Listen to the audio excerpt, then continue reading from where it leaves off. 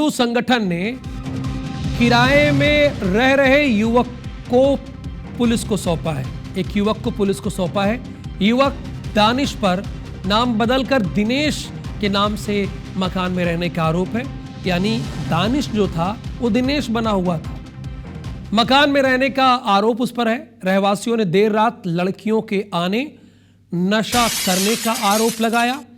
हिंदू संगठन के कार्यकर्ताओं ने किराएदार का वेरिफिकेशन जांच करने की मांग की गई। ये नियम भी है, लेकिन लोग क्या है कि मकान को किराए में देने से पहले ये काम नहीं कर रहे हैं।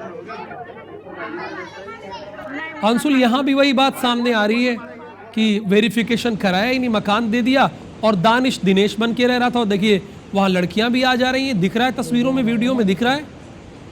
बिल्कुल राहुल, कहीं ना कहीं अब एक के बाद एक लगातार इस तरह के खुलासे हो रहे हैं, जहां पर युवतियों के साथ तो नाम बदल करके युवक जो है निकल करके सामने आ रहे हैं, लेकिन मकान किराए लेने में भी युवक जो हैं वो नाम बदल रहे हैं। और सबसे बड़ी बात यह है कि लापरवाही उन लोगों की है जो कि बिना दस्तावेज देके मकान को किराए पर दे रहे हैं। और इसी के चलते राजनगर में भी ये पूरा विवाद जो है सामने आया, जिसमें कि एक युवक पर, दानिश पर दिनेश बनकर मकान किराए से लेने का आरोप लगाया। और ये भी आरोप लगाया है कि देर रात तक लड़कियां जो है वो यहाँ घरों पर आती थी और जो नशा है वो किया जाता था। जिसके बाद रहवासियों ने जब हंगामा किया तो यहाँ पर हिंदू संगठन के कार्यकर्ता भी पहुंच गए और उन्होंने पुलिस से किराएदार के वेरिफिकेशन और किराए एग्रीमेंट की जांच करने की भी मांग की है, क्योंकि बिना दस्तावेज देके किसी को भी मकान देना भी एक आपराधिक श्रेणी में आता है। और लगातार ऐसी घटनाएं अब निकल करके सामने आ रही है, जहां पर युवक जो है वो नाम बदल करके मकान किराए पर ले रहे हैं और फिर उसी मकान में आपराधिक गतिविधियों को अंजाम दिया जाता है, जिसके कारण एक लगातार लव जिहाद जैसे जो मामले हैं वो भी सामने आते हैं। अब फिलहाल पुलिस जो इस पूरे मामले में जांच में जुटी हुई है और किराएदार का वेरिफिकेशन कराने के साथ ही मकान मालिक से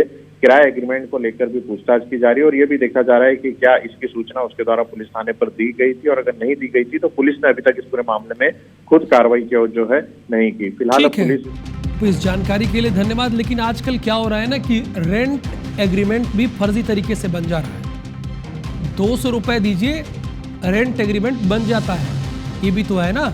और यही वजह है कि दानिश दिनेश बन के रहते हैं।